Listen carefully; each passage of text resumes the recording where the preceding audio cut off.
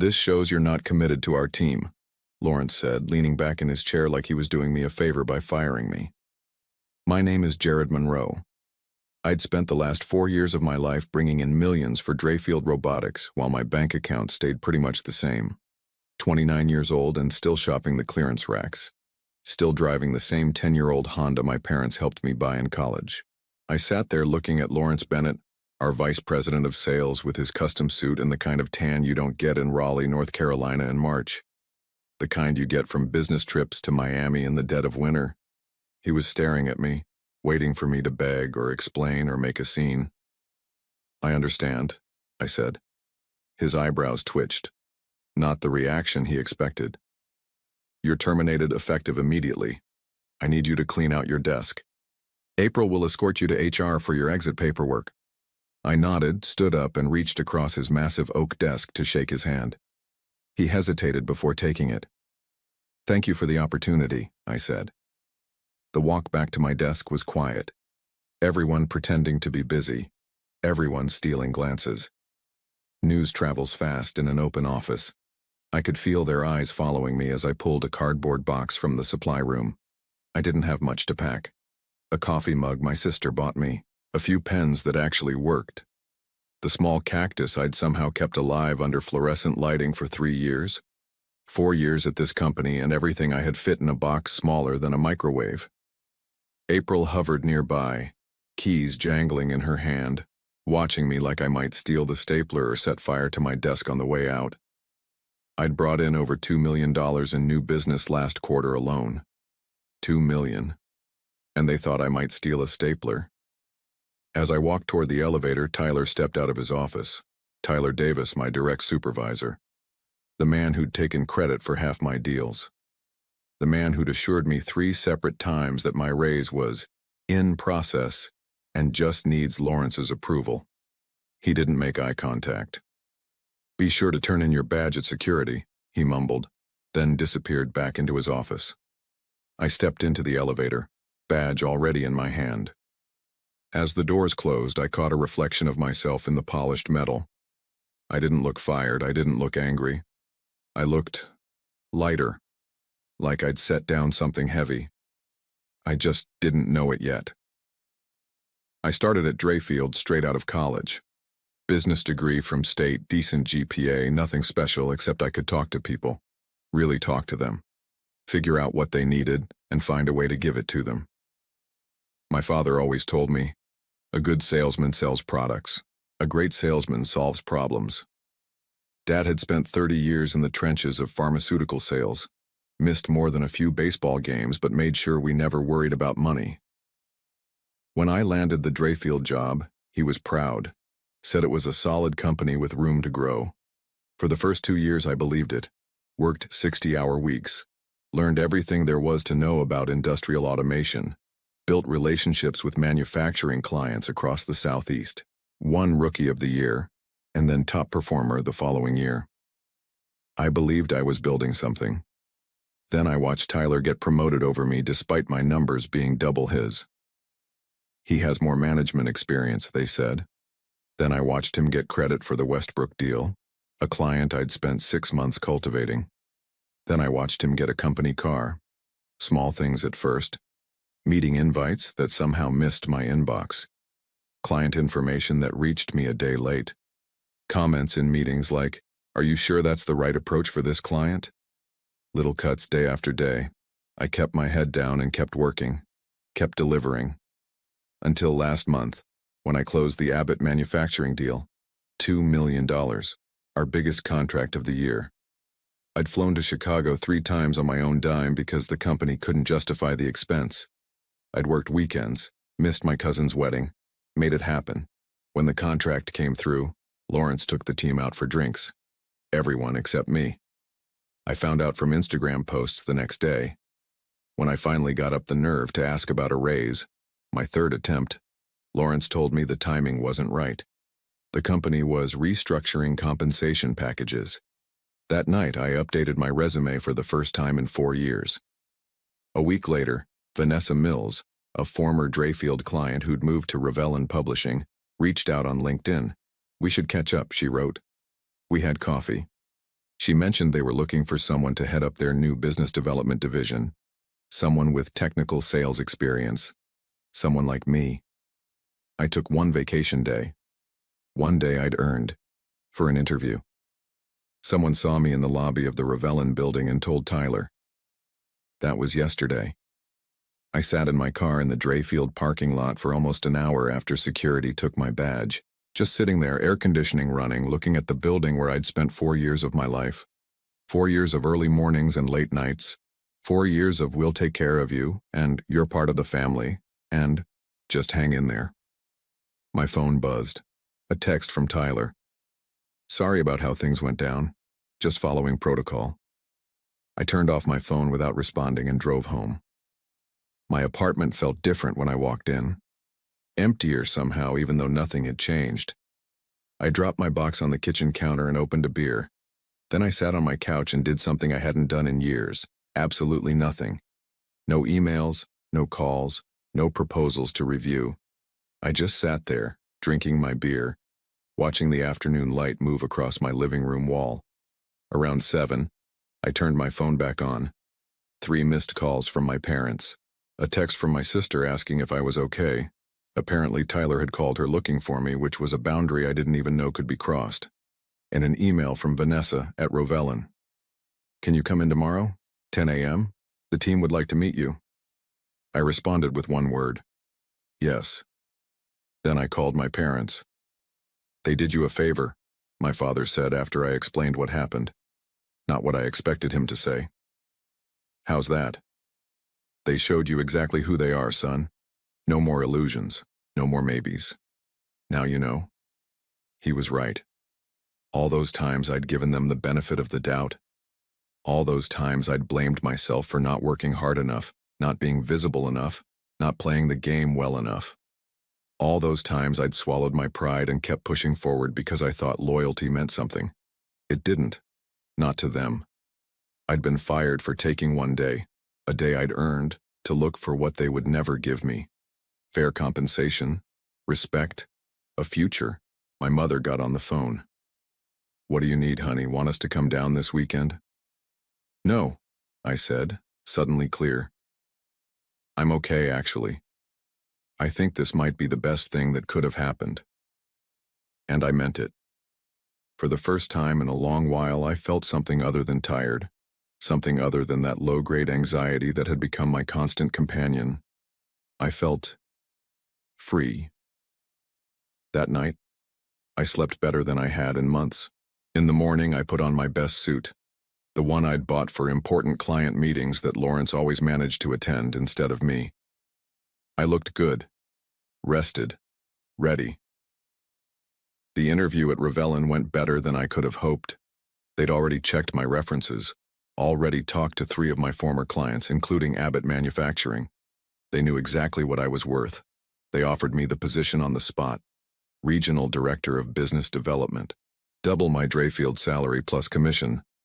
I accepted without hesitation. When can you start? Vanessa asked. I smiled. Immediately. I signed the contract with Ravelin on Friday afternoon, started the following Monday. They gave me an office with a door and a window, a company credit card, a team of 3 sales associates, and most importantly, they gave me something Drayfield never had, a clear path forward. We want you to grow this division, Vanessa explained. Build it from the ground up. Your reputation with clients is why we hired you. For the first 2 weeks, everything was perfect. I learned the systems, met the team, started building a strategy. I even sent LinkedIn connection requests to my former colleagues at Drayfield. Most accepted. A few sent congratulatory messages. Tyler and Lawrence didn't respond. I didn't care. I was too busy feeling like I was finally where I belonged. Then the cease and desist letter arrived. Mr.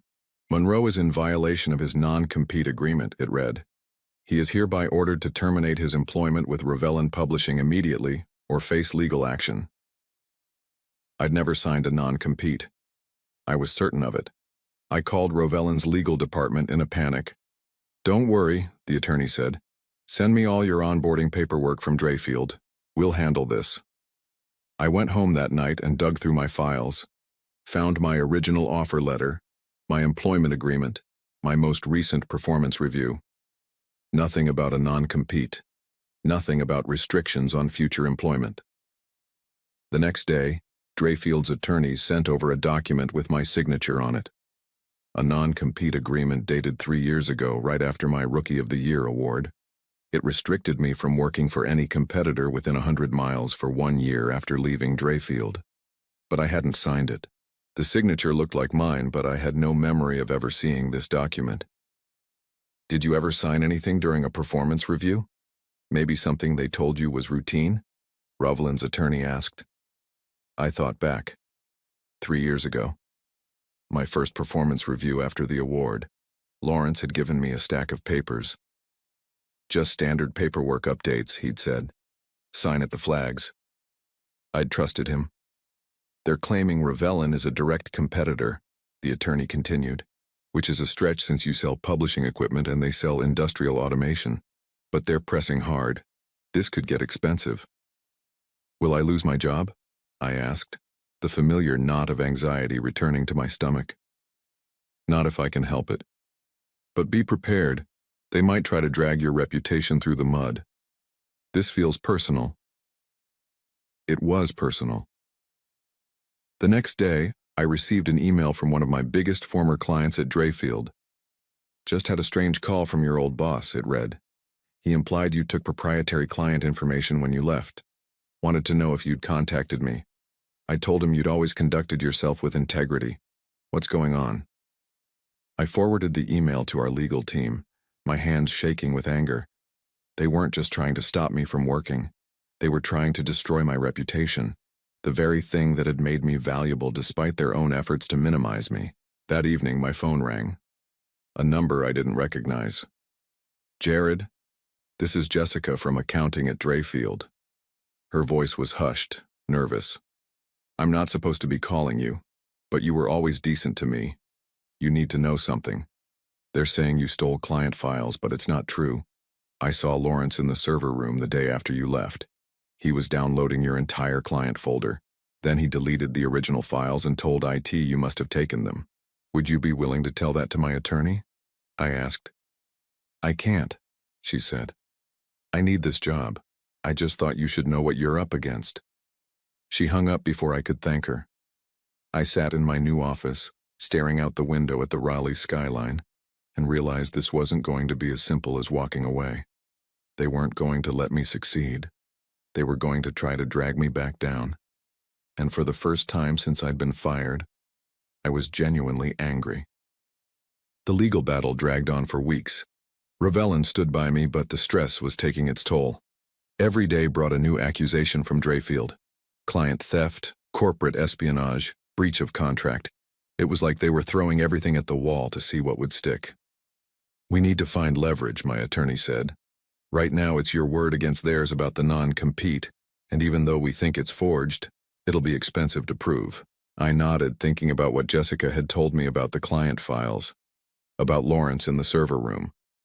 There was a pattern here, a willingness to lie, to manipulate, to create false evidence.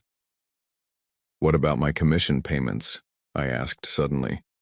The last quarter I was there, I brought in the Abbott deal, $2 million. My commission should have been substantial, but my final paycheck was normal. No bonus, no commission. The attorney made a note. Good. That's something concrete we can look into. That evening I received a text from Tyler. We should talk, not about the legal stuff. It's important. Against my better judgment, I agreed to meet him at a coffee shop halfway between our offices. He looked terrible. Dark circles under his eyes, rumpled shirt, none of his usual polished appearance. I can't be tied to this conversation, he said as soon as he sat down. I could lose everything. I just waited. The non-compete. It's not just you. Lawrence has been doing this for years. Gets people to sign routine paperwork during reviews, then adds pages later. The signatures are real, but the documents aren't what people signed. Why are you telling me this? He looked down at his coffee. Because you're not the first person they've done this to. But you're the first one who fought back, and they're scared. Why would they be scared of me? I just want to do my job. Tyler leaned forward. It's not about you. It's about the money.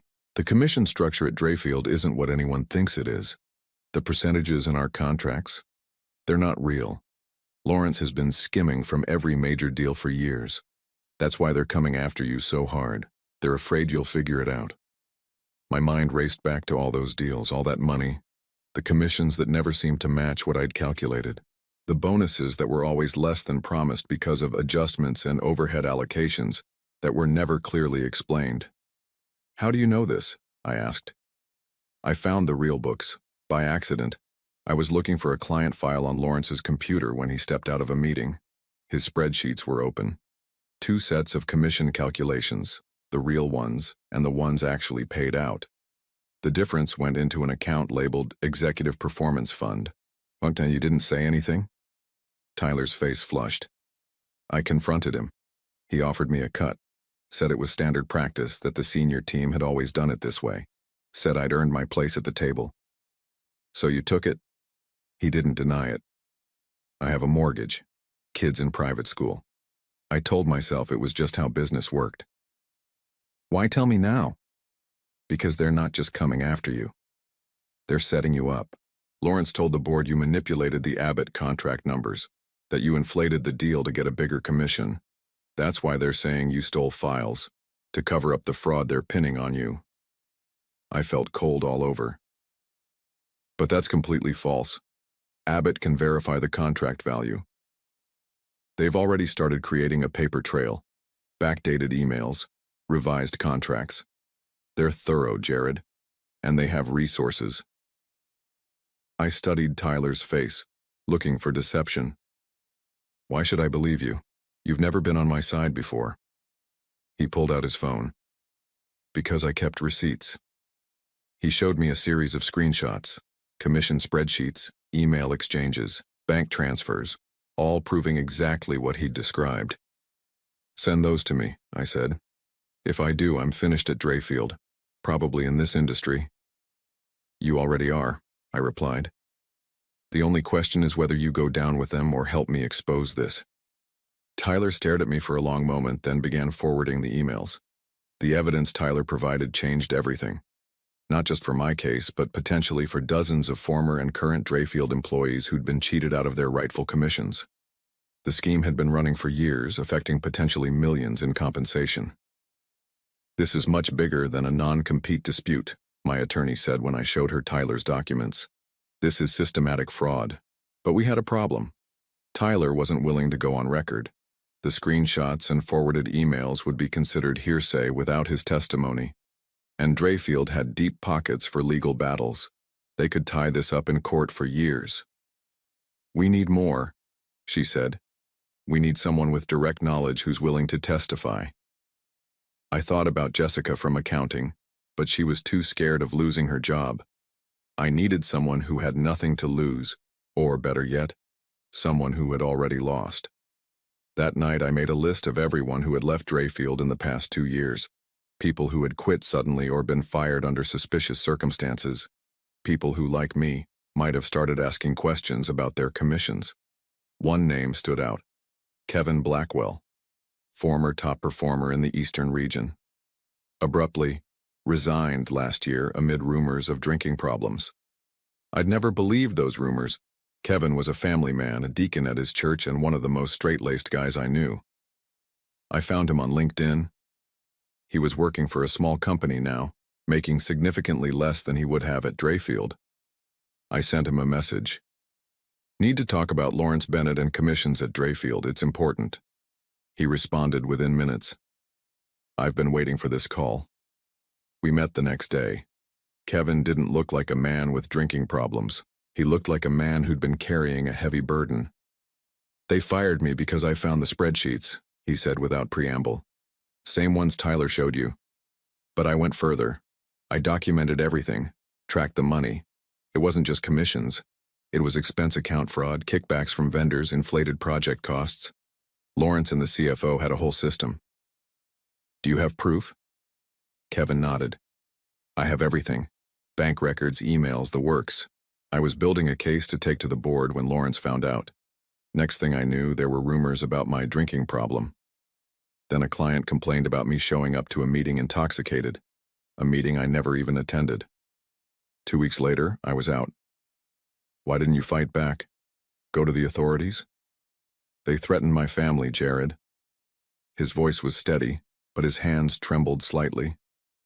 Nothing direct, just a conversation about how my wife's nursing job at Memorial Hospital might be in jeopardy if I made trouble. How my kids might not be welcome back at their school. They have connections. They made that very clear. I felt sick. But you kept the evidence? Every bit of it. On an encrypted drive off-site. I've been waiting for someone else to notice. Someone they couldn't threaten the same way. Someone like me? I said. Kevin nodded. You don't have a family they can threaten. You've already been fired, and most importantly, you've got Rovelin behind you. They have resources too. We spent the next 3 hours going through Kevin's evidence. It was damning, not just for Lawrence and Tyler, but for half the executive team at Drayfield. They'd been systematically defrauding their own sales force of millions in commissions over at least 5 years. We need to take this to the authorities, I said.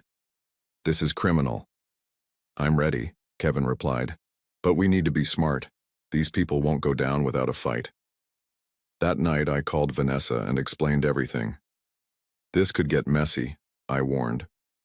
I understand if Rovelin wants to distance themselves. Her response surprised me.